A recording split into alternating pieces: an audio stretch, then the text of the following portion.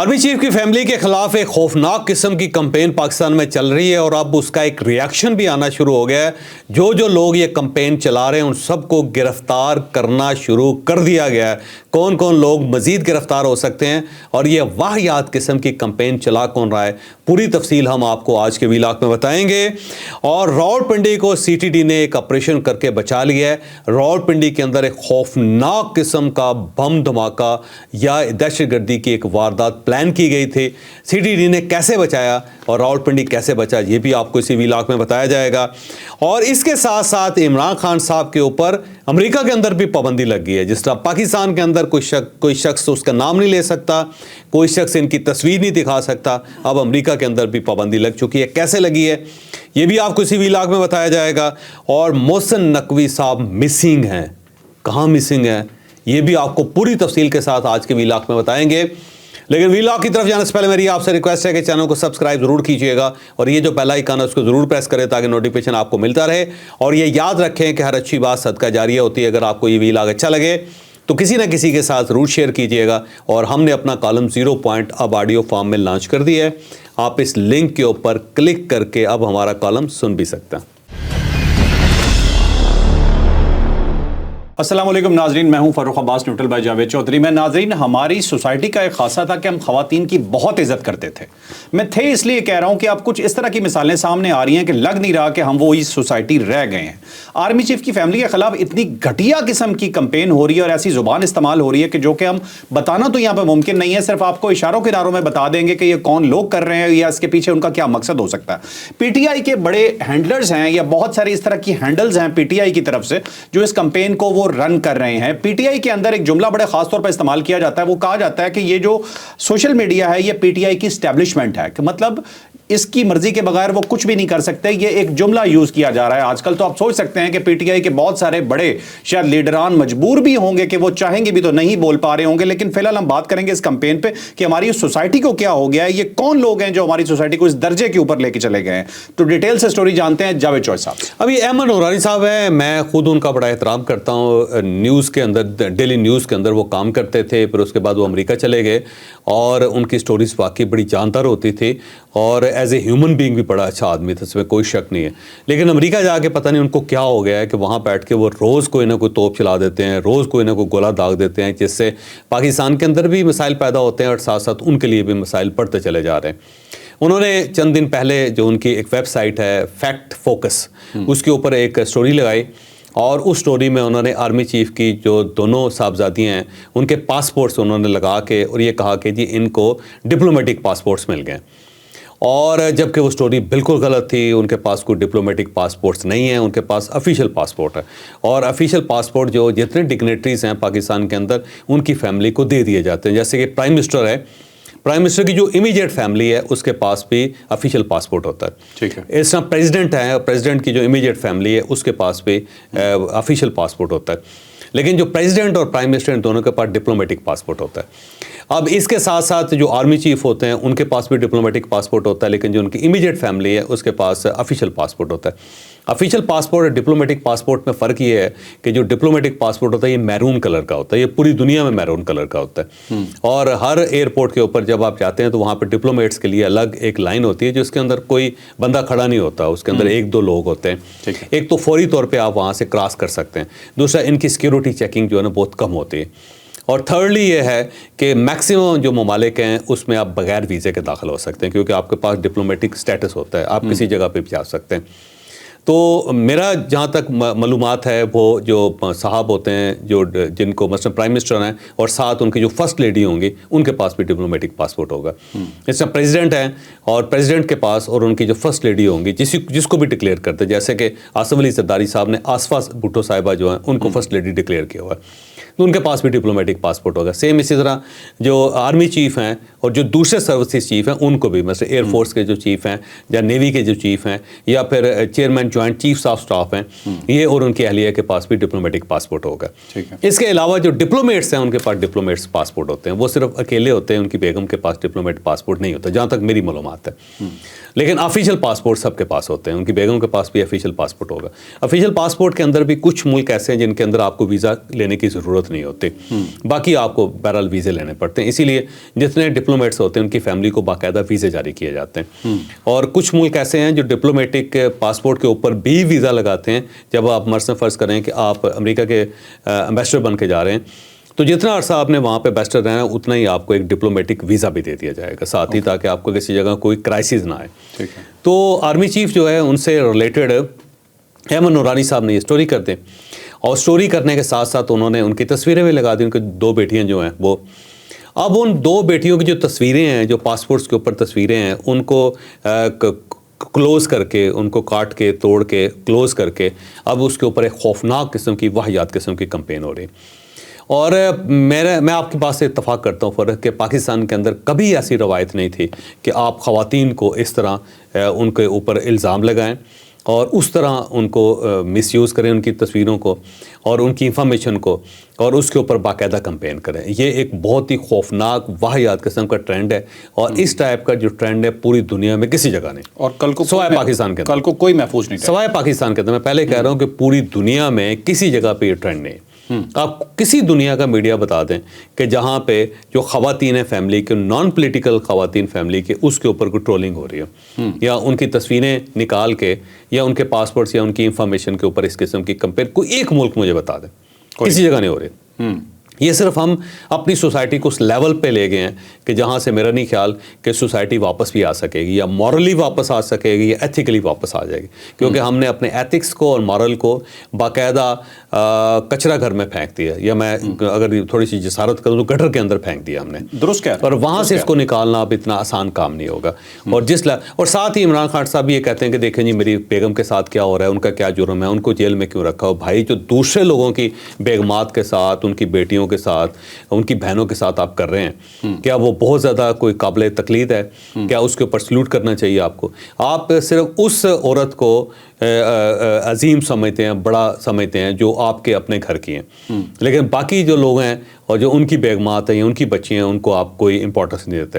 لیکن میں تھوڑی سی جسارت کرنے لگا ہوں, تھوڑی سی میں کبھی یہ بات کرنا نہیں چاہتا تھا, لیکن میں اب اس لیول پہ مجبور ہو کے یہ بات کر رہا ہوں. آپ کھل کے بات کیجیے. میں کھل کے بات کر رہا ہوں. آپ کا شکریہ, آپ نے مجھے اجازت دی ہے. نہیں, اجازت تو میں آپ کو نہیں دے سکتا, آپ مرضی کر سکتے ہیں, لیکن پھر بھی ایتھیکلی آپ جو ایتھکس میں رہ کے کہنا چاہتے ہیں. دیکھیں عمران خان صاحب کی ٹریڈیشن ہے, عمران خان صاحب نے کبھی کسی عورت کی عزت نہیں کی, انہوں نے کبھی کسی عورت کی عزت نہیں کی. یہ ہمیشہ عورتیں جو ہیں ان کو صرف استعمال کرتے رہیں اور اس کے بعد پھر ان کو ٹیشو پیپر کی طرح پھینکتے رہیں. آپ ان کا پورا ٹریک دیکھ لیں کہ خواتین کے بارے میں ان کا کیا رویہ تھا. اور مثلا ان کی 3 شادیاں ہوئی ہیں, 2 جو ان کی سابق اہلیہ ان کے ساتھ کیا نہیں ہوا. جو جمائمہ خان صاحبہ ہیں ان کے خلاف باقاعدہ کمپین بھی ہوئی, ان کا برا بھلا بھی کہتے رہے, یہ ان کو طلاق بھی دی انہوں نے, اور ان کے ہوتے ہوئے کئی لوگوں کے ساتھ, خواتین کے ساتھ ان کے ریلیشنز بھی رہے. پھر اس کے ساتھ ساتھ آپ ریحام خان کا دیکھ لیجئے, ٹھیک ہے, اور ریحام خان کے ساتھ شادی کس طرح ہوئی, پھر ان کے ساتھ ڈیورس کس طرح ہوئی کہ وہ ایک خاتون جو ہے وہ جہاز میں بیٹھے ہوئے انگلینڈ جا رہی ہے اور لینڈ کیا تو اس کو ساتھ ہی طلاق مل گئی, اور وہ بھی ای میل کے ذریعے, ٹھیک ہے. اور اس کے بعد جو باقی چیزیں آپ کے سامنے, بشرا بیگم جو ہے ان کے ساتھ شادی آپ دیکھ لیں, اور پھر جو اس کی امیجیٹ فیملی جو بشرا بی بی تھی وہ کتنی سفرنگ سے گزری, ان کے خامد کی کیا صورتحال, ان کی بیٹیوں کی کیا صورتحال, ان کے بیٹوں کی کیا صورتحال ہے. اور وہ جو بیٹے ہیں, جو بیٹیاں ہیں, وہ آلموسٹ جو ہیں سائیکولوجیکل پیشنٹ بن گئے ہوئے, اور ان کا جو خامد ہے اس کی بھی آپ صورتحال دیکھ لیں, سابق خامد جو ہے ان کی بھی آپ صورتحال دیکھ لیں.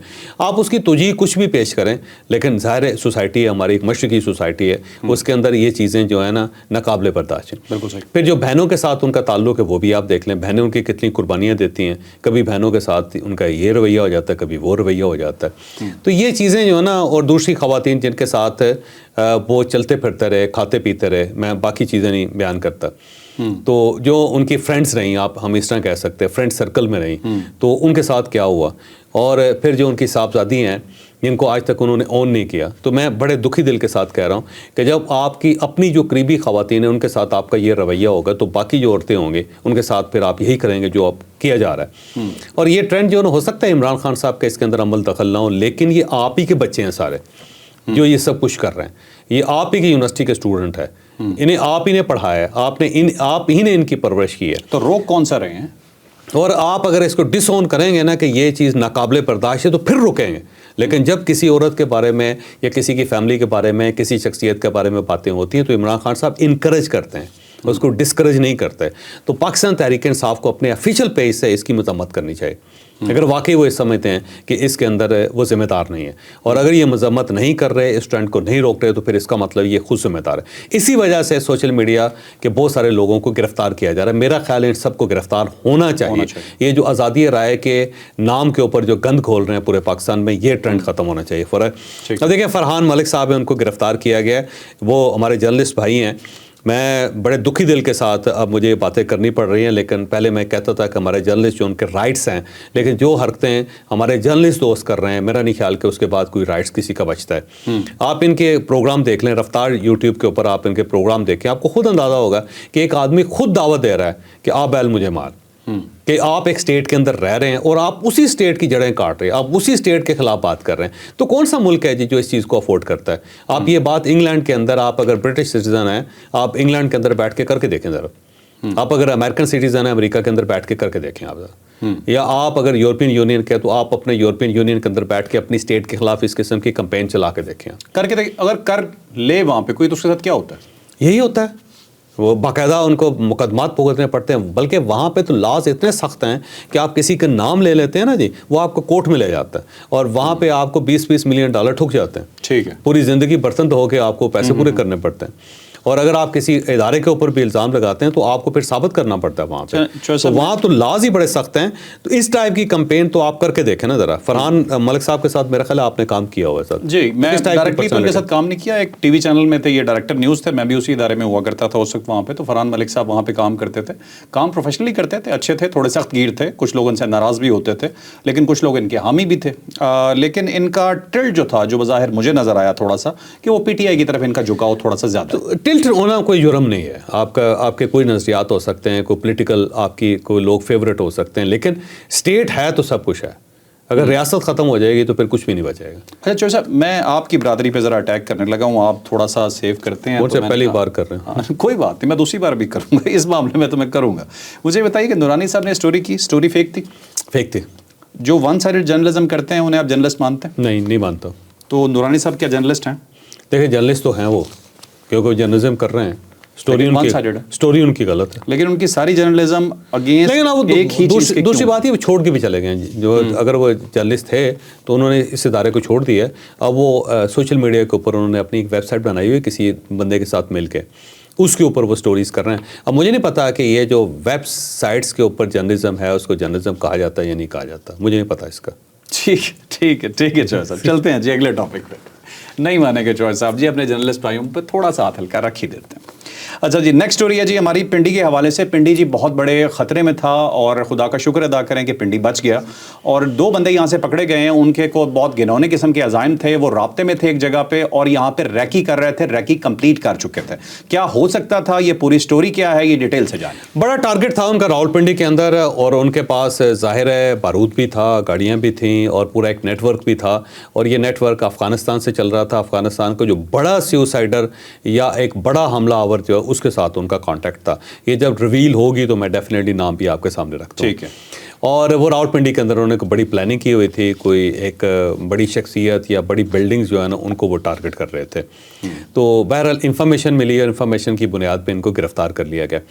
اور یہ جو واقعہ ہے یہ اوپر نیچے اس ٹائپ کے ہو رہے ہیں. جیسے ڈی آئی خان کے اندر کل ایک ملٹری آپریشن ہوا جس کے اندر 10 خوارج بھی مارے گئے, ایک کیپٹن شہید ہو گیا, اور اس سے پہلے ایک میجر شہید ہوئے تھے ایک دن پہلے. بالکل ینگ لوگ یہ شہید ہوئے. اچھا, یہ اگر آپ ٹرینڈ دیکھو نا تو آپ کو یہ محسوس ہوگا کہ پوری کوشش کی جا رہی ہے کہ وہ جنگ جو خیبر پختونخوا اور بلوچستان کے اندر اسے کسی نہ کسی طریقے سے پنجاب کے اندر داخل کر دیا جائے. کیونکہ پنجاب بڑا صوبہ ہے, اور کہا جاتا ہے کہ حکمران صوبہ ہے, اور وہاں جس کی گورنمنٹ ہوتی ہے اس کی وفاق کے اندر بھی گورنمنٹ ہوتی ہے.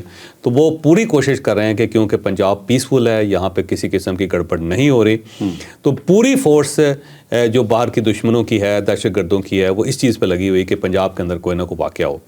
تو بہرحال پنجاب بچ رہا ہے. پچھلے دنوں بھی لاہور کے اندر بھی اسی ٹائپ کا ایک انفارمیشن کی بنیاد پہ ایک بہت بڑے حملے کو روک لیا گیا تھا. اب یہ جو حملہ آور ہے نا، یہ یاد رکھیے ڈی اے خان سے یہ پنجاب کے اندر داخل ہوں گے میاں والی کے سائڈ پہ. اسی لیے مریم نواز کا یہ کمال ہے کہ وہاں جو ایس ایچ او بھی ہیں نا مریم نواز نے ان کے اوپر بھی نظر رکھی ہوئی، اور وہاں پہ ایک کیمرہ بھی اگر خراب ہو جائے میاں والی میں تو امیجیٹلی پوچھا جاتا ہے کہ کیوں خراب ہوا ہے، کیونکہ پنجاب کو پتہ ہے کہ یہ وہاں سے لوگ ادھر داخل ہوں گے. ٹھیک ہے. تو میاں والی جو سب سے پہلے ہٹ ہوگا تو اس کو کنٹرول کیا جا رہا ہے. تو میرا خیال ہے اچھی بات ہے، اور سی ٹی ڈی جو ہے نا اس کو داد دینی پڑے گی، اس کی تعریف کرنی پڑے گی. اور یہی سی ٹی ڈی جو ہے نا اسی ٹائپ کی خیبر پختونخوا اگر بلوچستان کے اندر بھی بن جائے تو یہ دونوں صوبے بھی محفوظ ہو جائیں گے. ٹھیک ہے ٹھیک ہے. چلیں ناظرین چلتے ہیں نیکسٹ اسٹوری کی طرف. نیکسٹ اسٹوری بھی بہت انپورٹنٹ ہے جی، کہ جب بھی مسنگ پرسن کا ایشو ہوتا ہے یا پاکستان میں کسی کو بھی اس طرح کا کوئی ایشوز ہوں گے تو وہ وزیر داخلہ سے کانٹیکٹ کریں گے یا وزارت داخلہ سے کانٹیکٹ کریں گے. کبھی بھی ہسٹری میں ایسا نہیں ہوا کہ ایک ہی وزارت کو 3 لوگ دیکھ رہے ہوں، لیکن پہلی مرتبہ اس طرح ہوا ہے کہ یہ وزارت 3 لوگوں کے تھرو دیکھی جا رہی ہے. اور ابھی یہ ہوا ہے کہ مسنگ پرسن کا ایشو ڈیل کرنے والے خود مسنگ ہو گئے. اب وہ ہمارے وزیر داخلہ ہی نہیں مل رہے، وہ کہاں پہ آخری دفعہ منظر عام پہ کب نظر آئے تھے، اس وقت وہ کہاں ہیں، اور اس سٹوری میں ایک کچھ بڑی ڈیولپمنٹ ہے آپ کو بتائیں گے جاوید چوہے صاحب. محسن نقوی صاحب جو ہیں وہ ظاہر ہے کہا جاتا ہے کہ اسٹیبلشمنٹ کے بہت قریب ہیں، آرمی چیف کے بہت قریب ہیں، اور وہی ان کی لائف لائن ہے، اور انہوں نے ان کو پالیٹکس میں لایا تھا. وہ سب سے پہلے چیف منسٹر بنے پنجاب کے، اور اچانک بنے، کسی کو اندازہ بھی نہیں تھا کہ وہ چیف منسٹر بن سکتے ہیں، اور longest serving care taker chief minister ہیں وہ پاکستان کی ہسٹری میں. ٹھیک ہے. اور اس کے بعد اور انہوں نے کام بھی بہت کیا لاہور کے اندر، پنجاب کے اندر. یہ بات ہے کہ انتھک کام کیا انہوں نے، جو شہباز شریف کی سپیڈ ہوتی تھی اس سپیڈ کو میچ کیا انہوں نے، یہ بات درست ہے. اس کے بعد جب یہ الیکشن ہو گئے یہاں پہ انہیں سینیٹر بھی بنایا گیا، اور پھر انہیں وزیر داخلہ بھی بنایا گیا، اور ساتھ ساتھ جو پاکستان کرکٹ بورڈ ہے پی سی بی اس کا چیئرمین بھی بنایا گیا. اب جو محسن نقوی صاحب ہیں وہ صرف پی سی بی کے چیئرمین رہنا چاہتے ہیں، یہ بات درست ہے، لیکن انہیں وزارت داخلہ دی گئی اس لیے کہ ان کے جو دوست تھے وہ یہ چاہتے تھے کہ جو انٹیریئر منسٹری ہے وہ ان کے پاس ہو، تاکہ وہاں پہ وہ بہتر پرفارم کر سکیں، اور ان کے اندر پرفارمنس کی ایبلٹی ہے. ٹھیک ہے.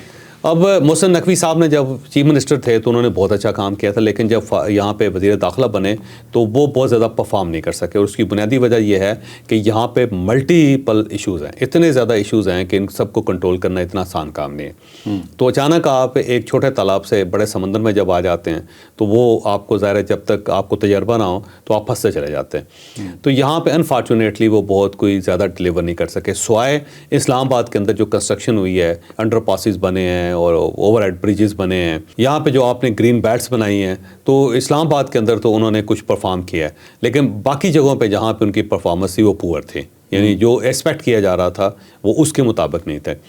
پھر پی سی بی کے اندر سب کا خیال یہ تھا کہ بڑا آنسٹ آدمی ہے، ڈیڈیکیٹڈ آدمی ہے، ٹائم دے سکتا ہے، تو کم از کم یہ کرکٹ کو ریوائیو کر دے گا. اسٹیڈیم بھی انہوں نے بہت بنایا، اس میں کوئی شک نہیں، اسٹیڈیم کے اوپر بھی بڑا پیسہ لگایا. چیمپئنز ٹرافی پہ ان کا چیمپئنز ٹرافی انہوں نے بہت کامیابی تھی، لیکن وہ کرکٹ کو ریوائیو نہیں کر سکے. اور سب کا خیال یہ تھا کہ چیمپئنز ٹرافی کے اندر وہ کوئی نہ کوئی پرفارم کریں گے، کیونکہ ان کو بڑی کھل دی ہوئی تھی کہ ان کے کسی افیئر کے اندر پاکستان کی کوئی اتھارٹی کسی قسم کی انٹرفیئرنس نہیں کر سکتی.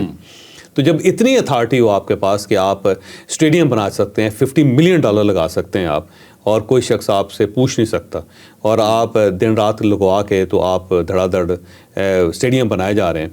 لیکن اس کے بعد جب چیمپئنز ٹرافی ہوئی تو پاکستان ٹھوس ہو گیا، اور بڑی بری طرح ٹھوس ہوا، اتنا زیادہ ٹھوس ہوا کہ لوگوں نے کرکٹ دیکھنا بند کر دیا. بالکل صحیح. تو ہر طرف سے محسن نقوی صاحب جو تھے نا ان کے اوپر بہت اعتراضات کیے گئے، اور برا بھلا کہا گیا، ان کی میمز بھی بنے. پھر اس کے ساتھ ہی وزارت داخلہ جو تھی اس کے اندر بھی پرابلم آ گئی، کہ جب آپ کا ایک کام خراب ہوتا ہے تو دوسری سائڈ پہ بھی خراب ہو جاتا ہے. جب کرکٹ کے اوپر الزامات لگنے شروع ہوئے، سوالیہ نشان لگنے شروع ہوئے، تو گورنمنٹ ظاہر پہلے سے تنگ تھی محسن نقوی صاحب سے، کیونکہ ایسا لگتا تھا کہ پرائم منسٹر صاحب کا بھی ایک باس بیٹھا ہوا ہے کیبنٹ میں. صحیح. تو پھر وہ سب نے اعتراض کرنا شروع کر دیا کہ دیکھیں جی یہ صرف وہاں مسئلہ نہیں، یہاں پہ بھی مسئلہ ہے. تو سب لوگ اپنی چھریاں چاقو لے کے تیار بیٹھے ہوئے تھے. تو پھر اس دوران انہوں نے طلال چودھری صاحب کو بھی وہاں پہ منسٹر بنا دیا، پھر پرویز خٹک صاحب کو لے کے آئے. اب پرویز خٹک صاحب سینئر ہیں، تو جب وہ مشیر بنے ہیں تو وزارت تو 3 حصوں میں تقسیم ہوگی، ایک وفاقی وزیر ہے، پھر ایک منسٹر فار اسٹیٹ ہے، پھر ایک مشیر ہے. اور مشیر جو ہے وہ سب سے سینئر ہے، اور وہ بھی اسٹیبلشمنٹ کے اشیرباد سے یہاں پہ آئے ہیں، تو وہاں پہ ایک کرائسس سا پیدا ہو گیا. تو اس کے بعد محسن نقوی صاحب غائب ہو گئے. محسن نقوی صاحب نے 10 مارچ 2025 کو آخری ٹویٹ کی تھی اور اس کے بعد وہ غائب ہو گئے. چیمپئنز ٹرافی کا جو فائنل تھا اس میں بھی نہیں گئے، جبکہ وہاں پہ ہونا چاہیے. ہم میزبان ملک ہیں، ہمارے بغیر ٹرافی کیسے دی جا سکتی ہے ایک وننگ ٹیم کو؟ تو پاکستان وہاں سے غائب تھا، پاکستان کا جھنڈا ہی نظر نہیں آیا. دبئی گئے نہیں، وہ گئے نہیں دبئی، یا وہ گئے ہیں تو وہاں پہ اسٹیڈیم میں نہیں گئے جبکہ ان کو جانا چاہیے تھا. پھر اسی دوران پھر یہ D G I S P R کی پریس کانفرنس، بلکہ اس سے پہلے جعفر ایکسپریس کا واقعہ ہوا. تو جب جعفر ایکسپریس کا واقعہ ہوا تو ہمارے وزیر داخلہ غائب تھے، جبکہ سارا آپریشن ہی ان کی نگرانی میں ہونا چاہیے تھا اور وہ غائب تھے. پھر اس کے بعد D G I S P R کی جو پریس کانفرنس ہوئی وہاں پہ سرفراز بگٹی صاحب تھے، وزیر داخلہ غائب تھے. اب اس کے بعد جو پارلیمانی کمیٹی کا اجلاس ہوا ہے اور اس کے اندر ظاہر داخلہ کے افیئرز ہیں، داخلہ کے ایشوز ہیں، تو وہاں پہ وزیر داخلہ غائب تھے. سیکورٹی کمیٹی میں بھی نہیں تھے، سیکورٹی کمیٹی میں بھی نہیں تھے. تو اب دوسرا یہ ہے کہ جو پرائم منسٹر آفس ہے وہ بھی ان سے رابطہ کر رہا ہے تو وہ جواب نہیں دے رہے. خواجہ آصف صاحب نے کل کسی شو میں بھی کہہ دیا کہ جی میں ان کو فون کرتا رہتا ہوں، وہ تو جواب ہی نہیں دیتے. تو وہ غائب ہیں، وہ مسنگ ہے. اور وہ چلے کہاں گئے ہیں یہ ایک مسٹری ہے. کچھ لوگ کہتے ہیں امریکہ بیٹھے ہوئے ہیں. اب امریکہ بیٹھے ہوئے تو کیوں بیٹھے ہوئے، وہاں پہ کیا کر رہے ہیں وہ؟ اور کچھ لوگ کہتے ہیں دبئی بیٹھے ہوئے. اب دبئی بیٹھے ہوئے تو دبئی کیا کر رہے ہیں وہ؟ تو بہت سارے اس کے اوپر اسپیکولیشنز ہیں. ایسا لگتا ہے کہ ان کی وزارت ان کے ہاتھ سے جا رہی ہے اور دونوں جگہوں سے جا رہے ہیں. یہ یہاں سے وزارت داخلہ سے بھی جا رہے ہیں اور پی سی بی سے بھی جا رہے ہیں. اچھا، مطلب ان سے یہ دونوں چیزیں ہی واپس، مجھے لگتا ہے کہ دونوں چیزیں یہ اس وقت ہاٹ واٹرز میں ہیں اور خود وہ ناراض بھی ہیں کہ مجھ سے کسی نے پوچھا ہی نہیں اور میری منسٹری کسی اور کو دے دی. تو مجھے لگتا ہے کہ یہ ناراضگی کا اظہار ہے کہ بندہ فون بند کر کے ایک سائڈ پہ بیٹھ جائے. ٹھیک ہے ٹھیک ہے ٹھیک ہے. چلیں جی، لاسٹ ہمارے پاس یہ نیوز ہے، امریکہ نے پابندی لگا دی جی ایک پاکستانی پہ. ایک ایسا پاکستانی جو بیٹھ کے ایک ہی قسم کے سوال وہاں پہ کرتا ہے جس کا تعلق بظاہر ایسے لگتا ہے کہ جیسے ایک خاص پارٹی کے ساتھ ہے، اور شاید امریکن جو دفتر خارجہ ہے وہ امبیرس ہو رہا تھا اس طرح کے سوالوں سے. اب وہ بندہ شاید آپ کو دوبارہ سوال کرتا ہوا نظر نہ آئے. یہ پوری سٹوری کیا ہے، ڈیٹیل سے بتا. جلیل آفریدی صاحب جو فرنٹیئر پوسٹ کے وہاں پہ رپورٹر ہیں واشنگٹن کے اندر، وہ جا رہے دفتر خارجہ جو امریکن دفتر خارجہ ہے ان کے اس کی پریس کانفرنس میں جاتے رہتے ہیں. تو جو ان کی ترجمان ہے ٹیمی بروس، ان کی وہ بریفنگ میں جاتے رہتے ہیں. تو 6 مارچ کو بھی گئے تھے وہاں پہ، انہوں نے عمران خان صاحب کے فیور میں ایک سوال کیا تھا جسے اگنور کر دیا تھا انہوں نے. کل دوبارہ وہ گئے اس پریس کانفرنس میں اور انہوں نے پھر ایک لمبا سوال کیا اور اس سوال کے اوپر وہ ڈسٹرب بھی ہوئی خاتون، اور انہوں نے یہ جواب دیا ہے کہ جو داخلی امورز ہیں کسی بھی ملک کے اندر اس کے اندر ہم کسی قسم کی مداخلت نہیں کریں گے، اور اگر آپ نے یہ چیز کنفرم کرنی ہے تو آپ جا کے وائٹ ہاؤس سے کنفرم کر لیں. تو سخت قسم کا جواب دیا انہوں نے. اور اس کے بعد جو میری انفارمیشن یہ ہے کہ انہوں نے اس کی پابندی لگا دی ہے کہ اب وہ دوبارہ وہاں پہ نہیں آ سکتے پریس کانفرنس پہ. اور اس کے ساتھ ہی واشنگٹن کے اندر جو وائٹ ہاؤس ہے، وائٹ ہاؤس کے اندر بھی نہیں آ سکتے، کیونکہ یہ خبر پھیل گئی تھی کہ اب جو وائٹ ہاؤس کا اس ٹائپ کی کوئی پریس بریفنگ ہوگی یا پریس ٹاک ہوگی تو اس کے اندر جا کے بھی جلیل آفریدی صاحب اسی قسم کا سوال کریں گے. ٹھیک ہے. تو اب وہاں پہ عمران خان صاحب سے ریلیٹڈ سوالات کی اجازت نہیں دی جائے گی. ٹھیک ہے. یہ پابندی لگ گئی. تو یہ اب جو دفتر خارجہ ہے ان کا وہاں پہ بھی سوال نہیں کیا جا سکے گا اور وائٹ ہاؤس کے اندر بھی یہ سوال نہیں کیا جا سکے گا. تو اگر عمران خان صاحب کے بارے میں پاکستان کے اندر سوال نہیں کیے جا سکتے، یہاں پہ پابندی لگی ان کی تصویر، ان کے ذکر، ان کی گفتگو کے اوپر، تو امریکہ کے اندر بھی لگ گئی. اور میرا خیال ہے یہ پاکستان تحریک انصاف کے لیے ٹھیک ٹھاک سیٹ بیک ہے. لیکن چوہدری صاحب آپ تو گفتگو کر رہے ہیں، نام بھی لے رہے ہیں. میں تھوڑا ڈھیٹ آدمی. ناظرین، ہمارا تعلق جرنلزم سے ہے اور جرنلزم کا مجھے تو سمپل ایک ڈیفینیشن سمجھ آتی ہے کہ دونوں سائڈ کا ویو آپ نے دینا ہے. آپ نے بات ون سائیڈڈ نہیں کرنی ہے. میرے ویو میں اگر آپ ون سائیڈڈ بات کر رہے ہیں آپ جرنلسٹ نہیں ہیں. لائک شیئر سبسکرائب کیجیے گا. اجازت دیجیے. اللہ حافظ. پاکستان زندہ باد.